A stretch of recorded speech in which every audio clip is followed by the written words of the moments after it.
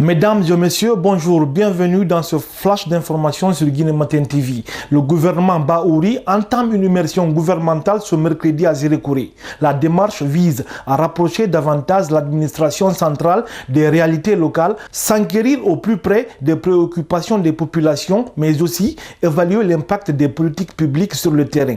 Cette immersion, la deuxième du genre depuis l'arrivée de la junte du CNRD au pouvoir en Guinée, touchera toutes les régions, les préfectures et les sous-préfectures du pays. Conditions d'incarcération en Guinée, Mamadou Kali Diallo, activiste des droits de l'homme, tire la sonnette d'alarme. Il dénonce la pléthore des détenus et le manque d'une culture de respect des droits de l'homme dans les maisons carcérales du pays.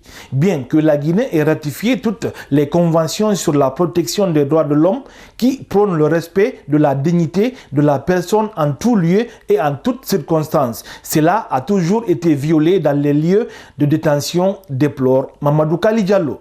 Un centre de prestation de services a été ravagé mardi par un incendie à l'Ansanaya Barrage, dans la commune de Tombolia. Il n'y a eu aucune perte en vie humaine, mais les dégâts matériels sont importants. Mohamed Silla, la victime, estime ses pertes à plus de 100 millions de francs guinéens. Il sollicite l'aide des personnes de bonne volonté pour se relever de ce sinistre. Saisie d'une importante quantité de drogue à Koya, la police vient de mettre le grappin sur deux individus en possession de 776 kg de chanvre indien. Ces suspects ont été présentés aux médias hier mardi au commissariat central de police de Koya. À Gawal, les éleveurs durement éprouvés par le manque d'eau, d'aliments, de médicaments et de pâturage pour leur bétail. Selon le président de la coordination des éleveurs de Koumbia, Mamadou Diallo, plusieurs dizaines de bœufs y ont péri l'année dernière à cause de ce phénomène. En plus de ces problèmes de subsistance, les éleveurs de Gawal font face au vol de bétail et au conflit avec les agriculteurs. À cause de ces problèmes, plus de 300 troupeaux guinéens ont franchi les frontières pour s'établir en Guinée-Bissau, a confié Mamadou Diallo dans un entretien avec notre reporter Abdallah Baldé.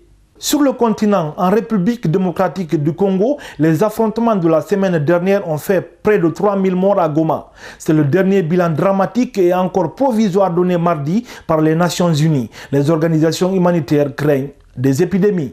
Dans le monde, Donald Trump a annoncé mardi que les États-Unis allaient prendre le contrôle de la bande de Gaza. Le chef de l'État américain était en conférence de presse aux côtés du Premier ministre israélien Benjamin Netanyahu. Donald Trump a également répété que les habitants de Gaza pourraient aller vivre en Jordanie ou en Égypte malgré l'opposition de ces pays et des Palestiniens eux-mêmes.